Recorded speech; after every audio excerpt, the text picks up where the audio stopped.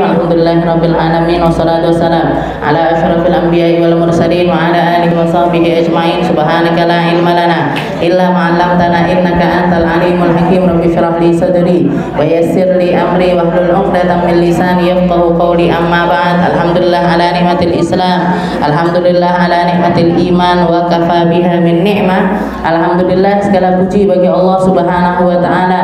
Di pagi hari ini kita belajar tentang ilmu-ilmu yang dibawa oleh Nabi kita, Nabi Muhammad sallallahu alaihi wasallam, di mana tidak ada, para sahabat mengatakan ma ra'aitu mualliman, saya tidak pernah melihat seorang guru, seorang pendidik, seorang pemberi pemahaman, seorang pemberi ilmu ahsan min Rasulillah sallallahu alaihi wasallam, yang lebih baik di dalam mengajarkan, yang lebih baik di dalam mendidik, lebih dibandingkan Rasulullah sallallahu alaihi wasallam. Ma ra'aitu qablahu wala ba'dahu, sebelumnya tidak pernah ada, sesudahnya juga tidak akan pernah ada lagi.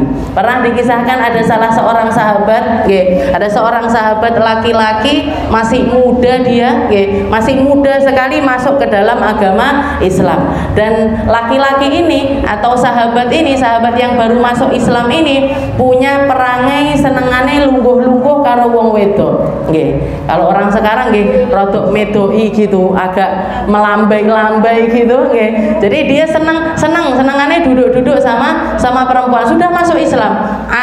Masih baru masuk ke dalam agama Islam. Jadi sifat-sifat seperti itu masih nempel di dalam diri laki-laki tersebut, pemuda tersebut. Maka dikatakan suatu hari aku lagi safar bareng-bareng sama Rasulullah sallallahu alaihi wasallam, dan aku melihat ada segerombolan emak-emak lagi ngobrol.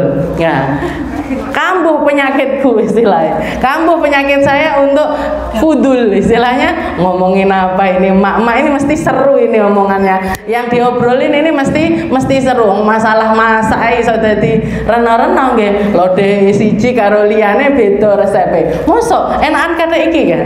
Maka dia fudulnya itu kembali lagi, sifatnya rasa ingin tahunya itu kembali lagi. Maka dia duduk bersama emak-emak itu tadi. Sebelumnya itu masuk ke kemahnya, dandan pakai dandanan yang ben diterima sama kaum ibu-ibu. Setelah itu dia duduk-duduk ngobrol-ngobrol, ngakak-ngakak sama emak-emak. Tahu-tahu ketika dia duduk sama ibu-ibu seperti itu, dari kejauhan kelihatan Rasulullah Shallallahu alaihi wasallam. Nabi Muhammad lagi jalan. Spontan dia langsung berdiri, ditanya sama Rasulullah, ya Khawwat, ya Aba Abdillah, wahai Aba Abdillah, min aina anta, dari mana kamu barusan dari mana? Ketahuan kepergok sama Nabi, barusan ngobrol sama emak-emak, tidak bisa ngelak, dia gemeteran saking takut dimarahi sama Rasulullah. Akhirnya bohong, dia mengatakan, ya Rasul, dolla ba'iri, ya Rasul, onta saya hilang ya, saya lagi nyari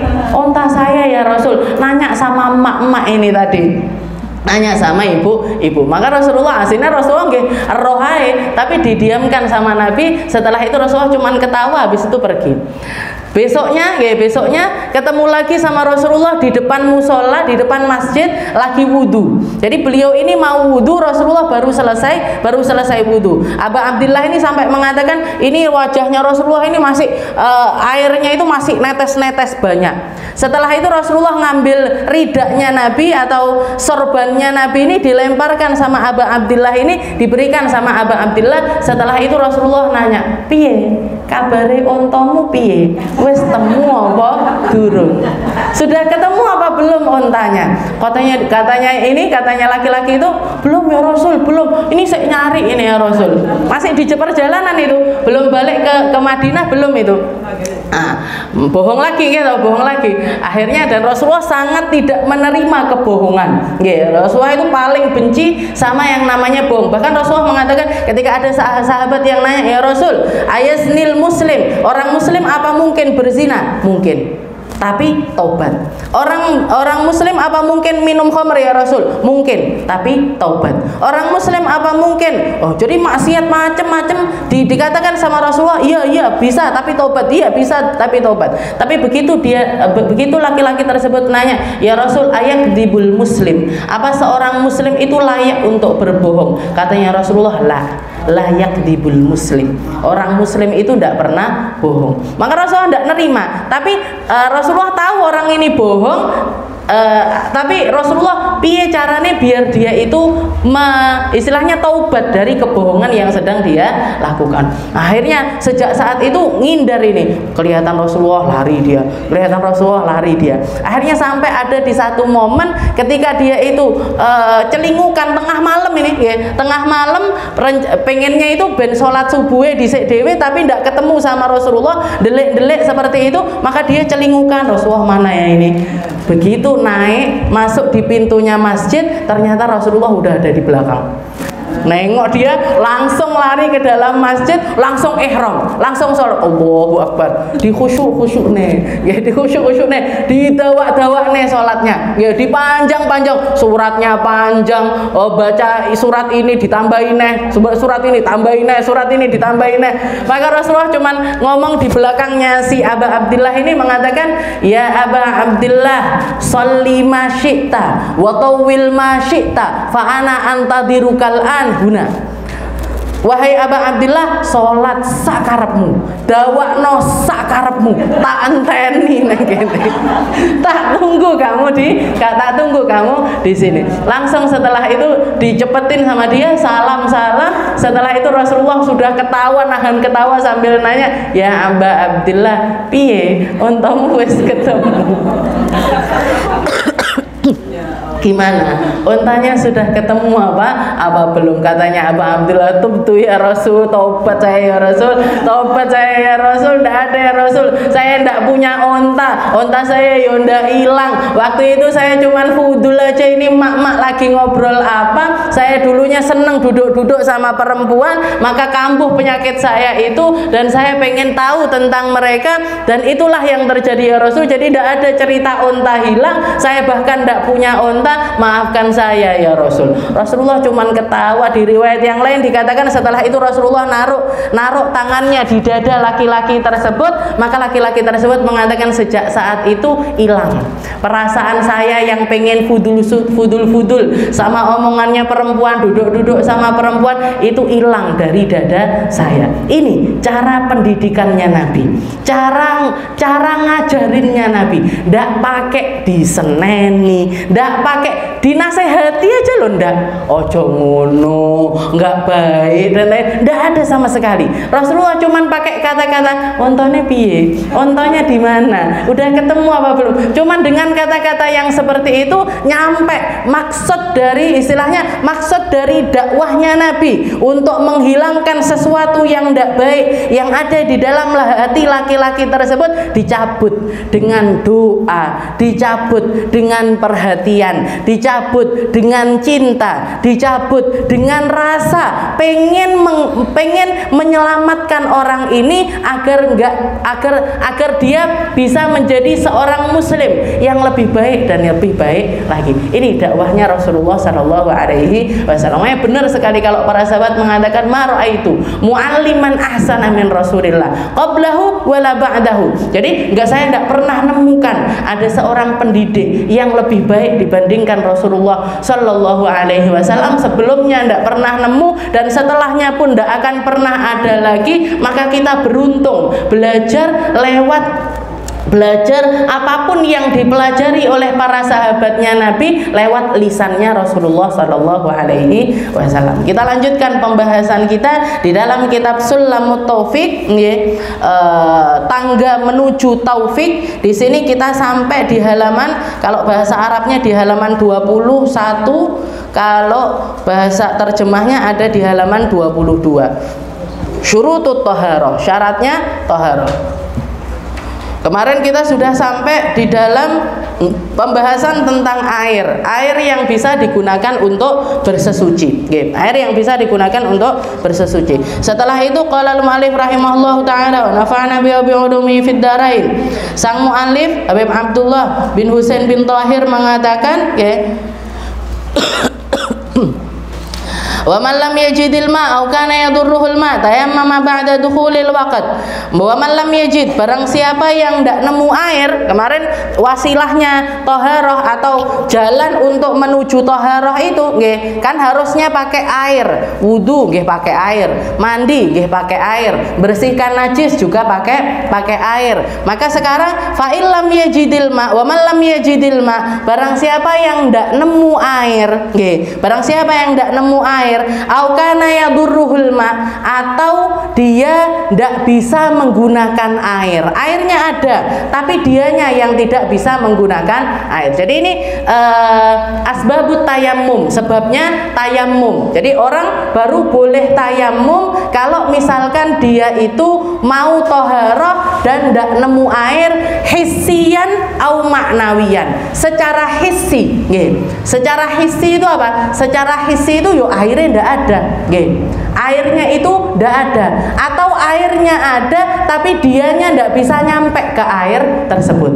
Kayak misalkan apa? Misalkan airnya ada, kamar mandinya di seberang sana, kita lagi ada di ruangan ini, di terasannya TPQ sini ada singa misalkan, kita mau wudu, mau mandi atau mau toharoh tapi terhalang sama singa. Iki piye enake? Nggih, tetap nekat keluar apa mengorbankan salah satu untuk diterkam, nggih. Habis itu yang lainnya bisa wudu apa gimana? Tidak perlu, nggih. Cukup dengan menggunakan air. Lain halnya kalau misalkan kita kayak salah satu sahabatnya Nabi yang namanya Safinah Maula Rasulillah. Safinah ini sahabatnya Nabi.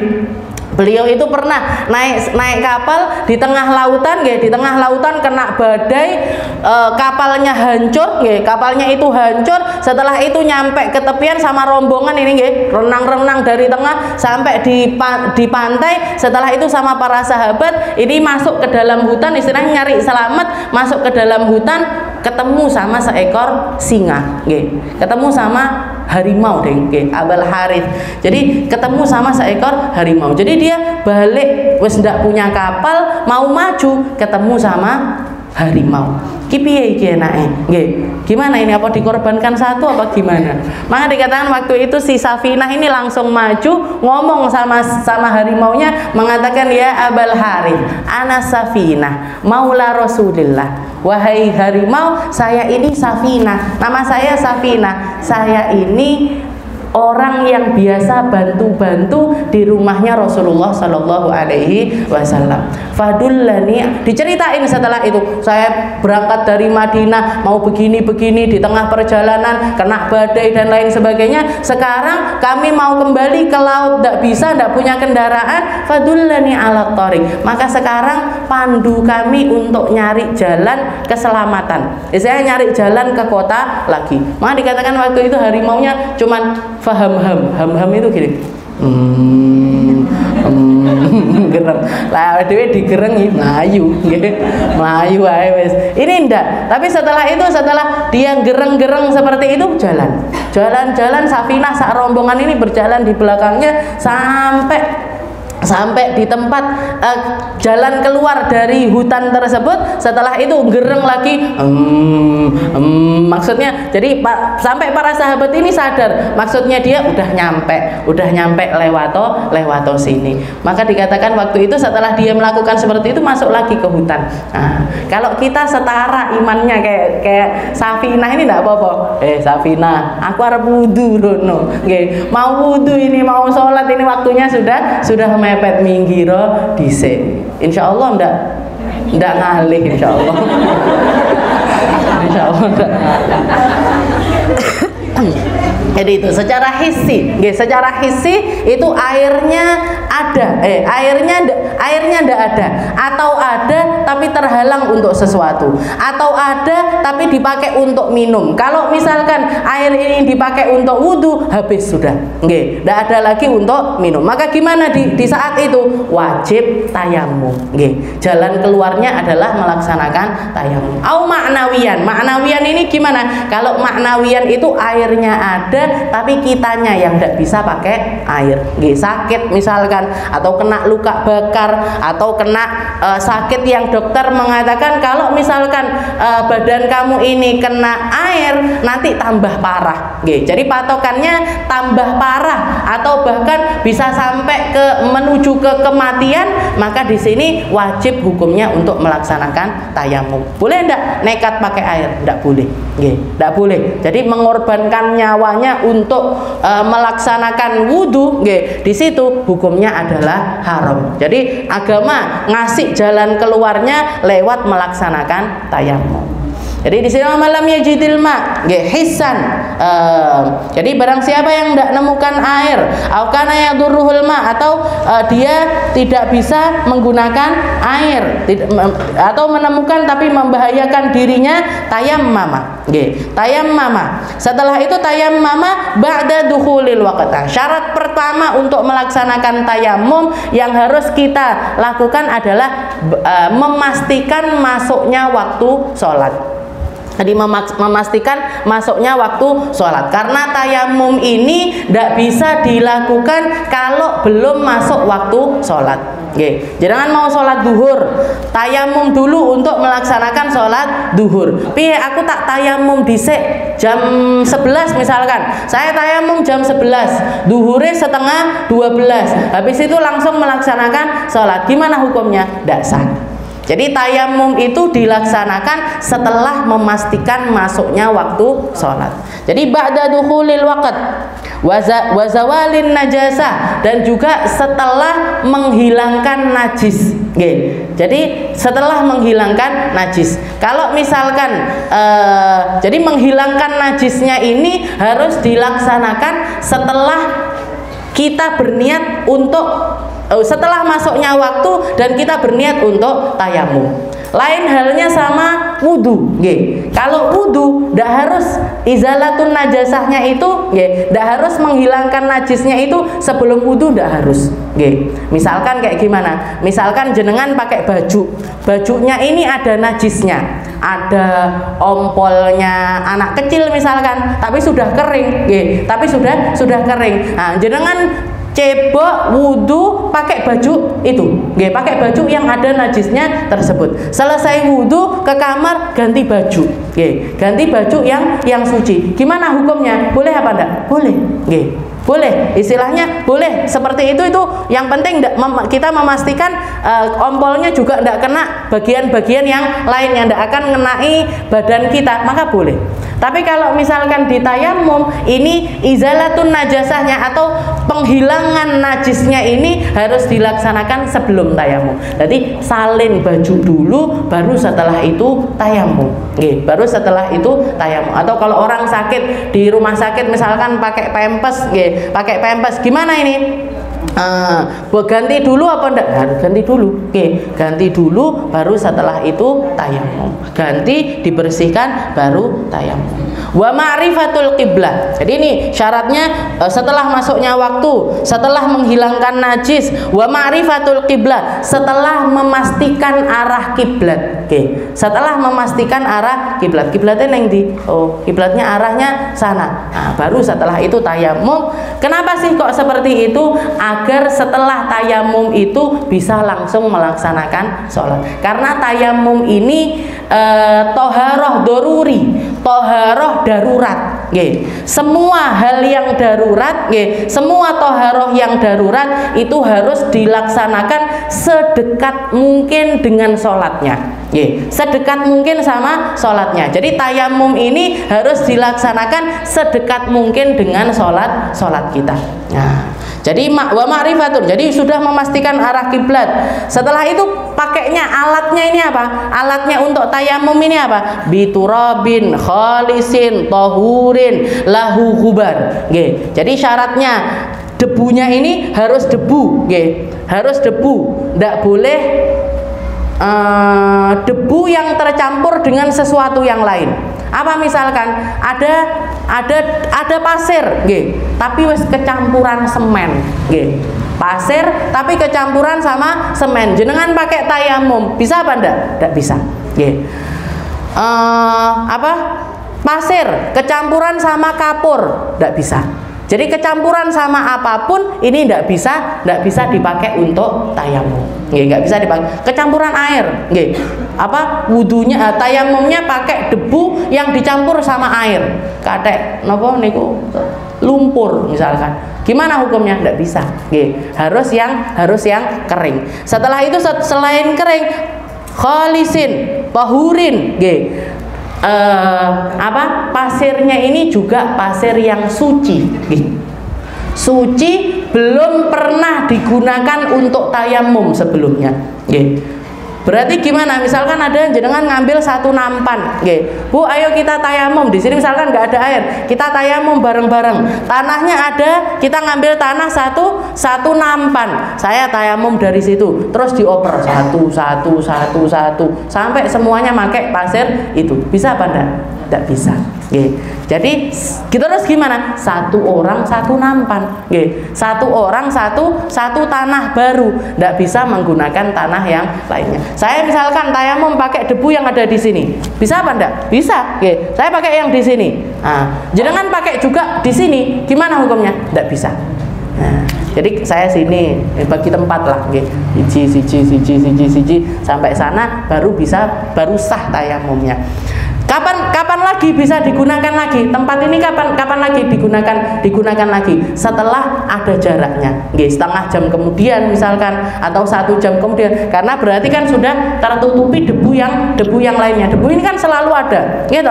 Debu ini kan istilahnya di sini dipakai misalkan. Habis itu kan ada debu lagi yang nempel di situ. Lek melek cepet gimana? Yo disebari debu, disemproti debu misalkan di sini. Nah, di situ akan berganti yang pertamanya sudah dipakai mustakmal atau sudah pernah digunakan, kembali lagi menjadi suci.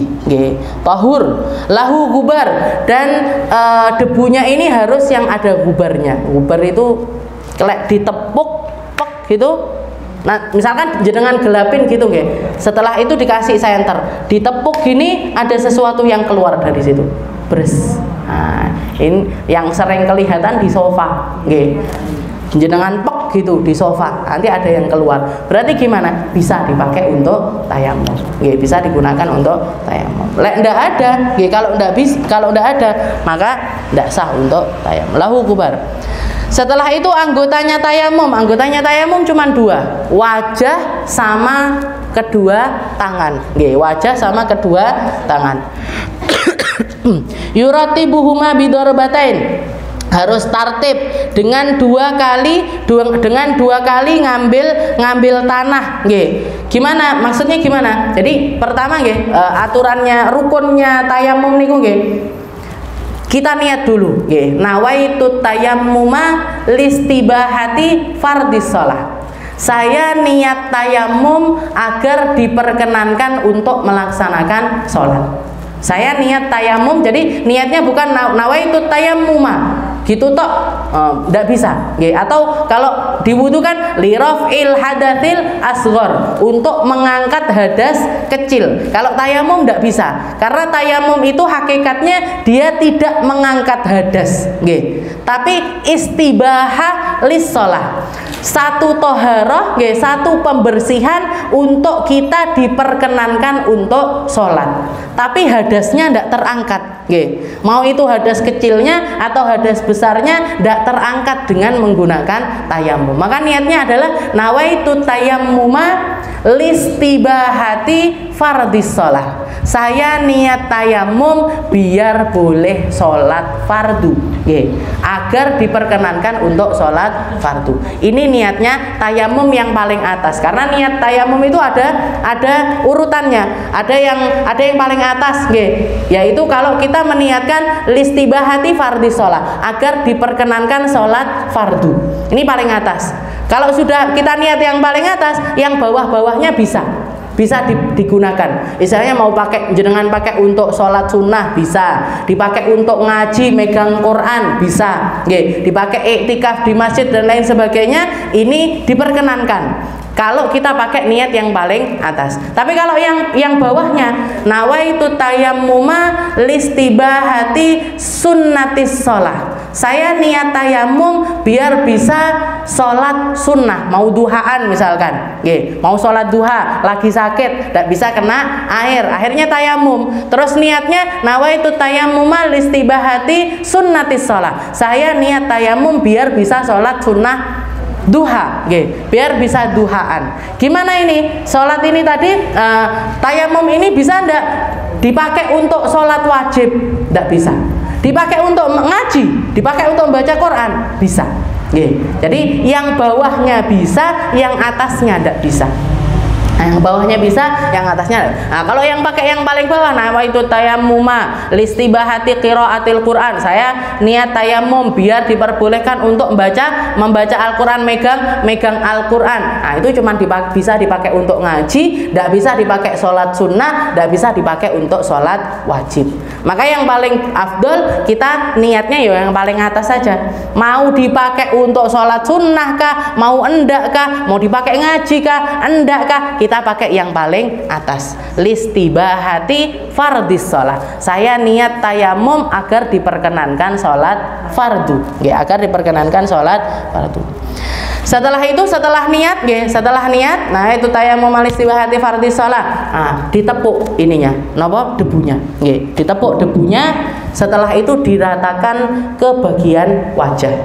Diratakan ke bagian wajah ini paling afdolnya dari atas diratakne ke bawah. Jadi gini. Ini misalkan ngambil tanah seperti ini.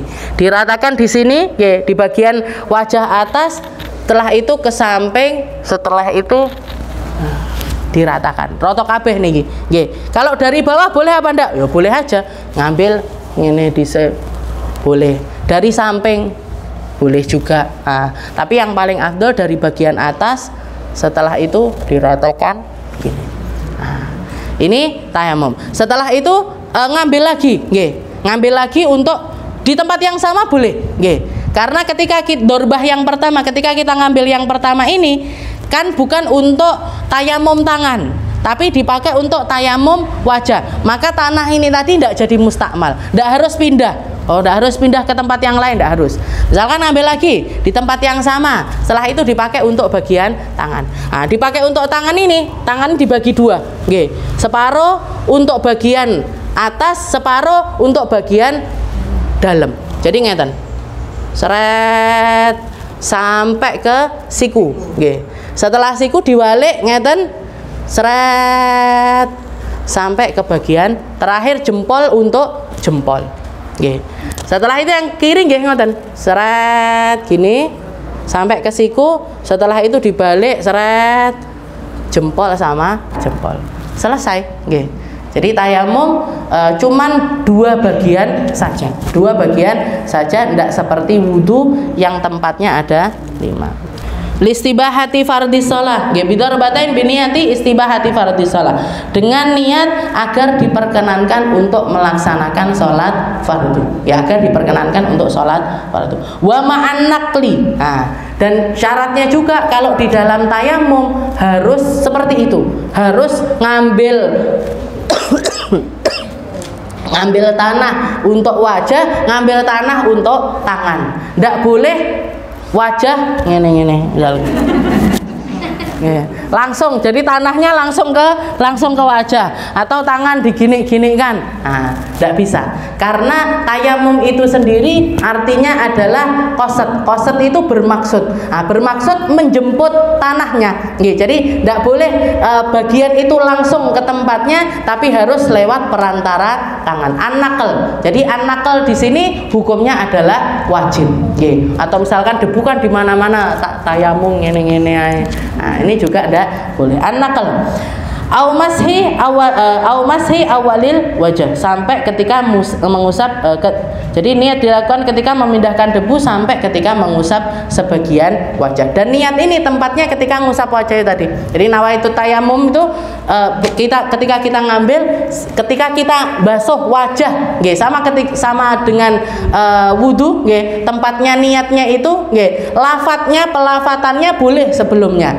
Tapi penghadiran niat tayamum itu harus ketika kita ngusap bagian wajah. Jadi ngambil, setelah itu ngusap bagian, nawaitu tayammuma listibahati fardhis shalah, agar kita diperkenankan untuk melaksanakan sholat fardu. Ini hukumnya tayamum. Jadi tayamum itu adalah sesuatu, satu hal toharoh yang dikhususkan oleh Allah Subhanahu wa taala untuk umatnya Rasulullah Shallallahu alaihi wasallam. Sebelum zamannya Nabi tidak ada yang namanya tayamum. Zaman-zaman dulu kalau para nabi terdahulu, Nabi Adam, Nabi Nuh sampai kepada Nabi Isa, kenal yang namanya sholat, kenal yang namanya wudu. Wudu itu ibadah qadimah, istilahnya ibadah yang ada dari zaman-zaman terdahulu. Tapi kalau untuk tayamum ini baru ada di zamannya Rasulullah Shallallahu alaihi wasallam. Terjadi di tahun ke-6 atau ke-5 Hijriah, ketika para sahabat safar perang untuk pulang dari perang Bani Mustalik. Di situ terjebak karena nyari kalungnya Sayyidah Aisyah, yang sering jenengan dengar. Jadi Sayyidah Aisyah setelah pulang dari perang tersebut, beliau itu minjem kalungnya Sayyidah Asma. Jadi bukan kalungnya sendiri, tapi kalungnya kakaknya, kalungnya Sayyidah Asma dipinjem. Tahu-tahu ketika mau pulang ini hilang, hilang, nyari semua sahabat nyari, tidak ketemu. Akhirnya persediaan airnya menipis karena di perjalanan, jadi di padang Sahara, jadi tidak ada toilet umum, tidak ada apa-apa. Akhirnya terjebak di tengah jalan, semuanya nyari, tidak ketemu. Akhirnya harus nginep semalam lagi. Harus nginep semalam lagi, baru kehabisan air, turun ayat yang mengajarkan kepada Nabi Muhammad untuk melaksanakan tayamum. Wa idza wa in kuntum marda aw ala safarin aw jaa ahadum minkum minal ghaid aw lamastumun nisa wa lam tajidu ma'an fatayammamu sa'idan thayyiban. Kalau kamu batal wudumu wahai Muhammad karena kencing atau karena megang perempuan atau karena setelah BAB dan lain sebagainya, maka dan kalian tidak menemukan air, fatayammamu, maka silahkan untuk melaksanakan tayamum. Yang itu ujung permasalahannya sampai akhirnya Sayyidah Aisyah difitnah berzina, yang terjadi hadisatul ifk dan lain sebagainya, itu terjadi di tahun yang sama. Jadi makanya Rasulullah sampai mengatakan, "Utitu khamsan lam yu'tihunna ahadun qabli." Sesungguhnya aku itu, umatnya Nabi Muhammad itu dihadiahi sama Allah Ta'ala 5 hal yang belum pernah dihadiahkan kepada siapapun sebelum aku. Yang pertama, nusirtu birru'bi masirata syahr. Katanya Nabi, saya dikasih keistimewaan musuh itu sudah ketakutan dari perjalanan sebulan. Jadi di zaman Nabi niku karena menang setiap peperangan, sampai orang-orang atau pasukan-pasukan Arab yang ada di sekitaran Mekah ataupun Madinah itu sudah gemeteran ketika mau melawan pasukannya Rasulullah Shallallahu alaihi wasallam. Itu tidak dikasihkan kepada umat-umat terdahulu. Wajuilat liyal ardu masjidan wa tahuran fa ayyama rajulin adrakathu shalah fal yusalli fi ayyi makan. Katanya Nabi. Dan juga yang kedua adalah semua yang terbentang di alam semesta ini, jadi tanah-tanahnya ini Allah Ta'ala boleh jadikan masjid ataupun alat untuk bersesuci. Jadi kalau kita umatnya Nabi sholat di mana aja boleh. Jenengan sholat di sini boleh, di musola, di sekolahan ini boleh, di tengah jalan yo boleh, di alun-alun yo boleh, nggih. Di mana saja bisa digunakan untuk ibadah, bisa digunakan untuk sujud kepada Allah Subhanahu wa taala. Sedangkan umat-umat terdahulu kalau mereka mau sholat ya kudu ke gereja, nggih. Harus ke gerejanya masing-masing. Makanya kalau kita lihat orang Kristen itu ada apa ndak mereka punya musola di rumah, apa kalau mereka masuk gereja-gerejaan di rumah, ndak pernah dengar, nggih. Karena mereka ndak bisa ibadah kecuali di gerejanya. Kita umatnya Nabi ndak harus, wah aku melek ibadah harus ke masjid, harus ke musola, ndak. Di rumah boleh, di dapur boleh. Sing ndak boleh mek neng jeding, nggih. Di jeding ndak boleh. Di mana lagi, di tempat-tempat yang kotor, tempat sampah dan lain sebagainya itu tidak diperkenan. Wa uhillat liyal ghanaim. Juga yang ketiga, hadiahnya Allah Ta'ala adalah ghanimah itu dihalalkan untuk umatnya Rasul. Jadi perang terus dapat ghanimah, dapat harta rampasan, harta dari yang kalah ini dirampas semuanya, maka ini dihalalkan untuk dinikmati, untuk dibagikan. Itu baru di zamannya Nabi Muhammad. Kalau umat-umat terdahulu begitu menang, ghanimahnya dikumpulkan, turun dari langit itu api yang melahap semuanya. Jadi langsung diambil sama Allah Subhanahu wa taala. Jadi persembahan. Sedangkan kita diperkenankan untuk dinikmati. Tapi nggak usah cita-cita enek perang, nggih. Nggak usah bercita-cita aku tak milih endang sugih, aku tak perang ae. Wa bu'itsatil anbiya ilal ummati khassah wa anal ammah. Sedangkan umat-umat nabi-nabi terdahulu mereka diutus sama Allah Ta'ala untuk umat-umatnya secara khusus. Kalau Nabi Isa ya cuman di negerinya saja, Nabi Musa ya cuman dakwai Fir'aun dan kelompoknya saja, cuman khusus seperti itu. Sedangkan Nabi Muhammad diutus untuk seluruh umat, bangsa apapun, dengan bahasa apapun, dengan manusia manapun, maka Nabi Muhammad SAW diutuskan untuk mereka. Makanya kita umatnya Nabi, salah satu cara Allah Ta'ala untuk menjaga umat ini adalah kita akan menemukan di setiap tempat itu orang-orang yang menjadi penyambung lidahnya Rasulullah SAW. Kampung dalem enek ustad-ustad, gitu, ada ustad-ustad. Nanti Kenayan ada ustad-ustad. Nanti diratani sama Allah Ta'ala. Masjid diratani, musola diratani, ulama diratani, orang-orang baik diratani, orang-orang dermawan diratani. Ini siapa yang bikin seperti itu? Siapa yang menskenariokan seperti itu? Allah. Ndak kuat lah awake dhewe mikir, aku melek bangun masjid ngeratani sak tulung aku, ndak kemput, satu aja loh, ndak entek-entek gitu. Entah apa ndak masjidnya, ndak bek-bek istilahnya, ndak penuh-penuh, ya kan? Nah, jadi kita sebagai umatnya Nabi cukup kalau mau berdakwah, dakwah di tempatnya masing-masing. Mau menghidupkan masjid, hidupkan masjid di tempat masing-masing. Mau nyari guru di tempat diratani, diratani sekolahan-sekolahan Islam, TPA Islam, orang-orang yang ngajarkan ngaji. Kalau misalkan kita ndak punya ilmunya, bantu, dukung orang-orang yang bisa melakukan hal tersebut. Ini skenarionya Allah. Di semua tempat kita akan menemukan orang dermawan. Di setiap tempat kita akan menemukan orang kaya-kaya yang bangun masjid, yang nggak kudu sugih malahan, Jadi orang-orang yang punya kerentek hati, saya pengen wakaf musola, saya pengen wakaf masjid dan lain sebagainya, itu diratani di semua tempat oleh Allah Subhanahu wa taala. Bahkan di tempat terpencil sekalipun, sing istilahnya jauh dari apapun, kita akan nemu ada musola di situ, ada masjid di situ, ada orang berdakwah di situ, walaupun sekedar ngajarin sholat, wudhu. Nah, ini kelebihannya umatnya Rasulullah. Karena siapa? Karena kitanya, karena manusia? Enggak, karena Nabi Muhammad SAW. Karena berkatnya Nabi, Allah Ta'ala pengen selalu di semua zaman itu menyenangkan hatinya Rasulullah SAW dengan menjadikan setiap lapisan umatnya itu ada porsi untuk sholat, porsi untuk ibadah, porsi untuk puasa, porsi untuk melakukan kebaikan. Makanya yang beruntung kita ketika kita dimasukkan, digawe istilahnya kita dipakai sama Allah Ta'ala untuk menjadi bagian dari orang-orang baik tersebut, wasilah untuk nyenangkan hatinya Rasulullah Shallallahu Alaihi Wasallam. Ayo dewe sing bejo, ikut ngeramaikan masjid, ikut ngeramaikan musola, ikut dukung lembaga-lembaga pendidikan Islam, ikut mendukung masjid-masjid, musola-musola yang ada di sekitaran kita. Kita yang beruntung, karena berarti kita dikanggeni sama Allah Ta'ala untuk menjadi orang-orang yang semacam itu. Wa bu'itsatil anbiya ilal ummati khassa wa anal amma, dan yang terakhir utitus syafa'atil uzma, aku satu-satunya manusia yang diberikan oleh Allah Ta'ala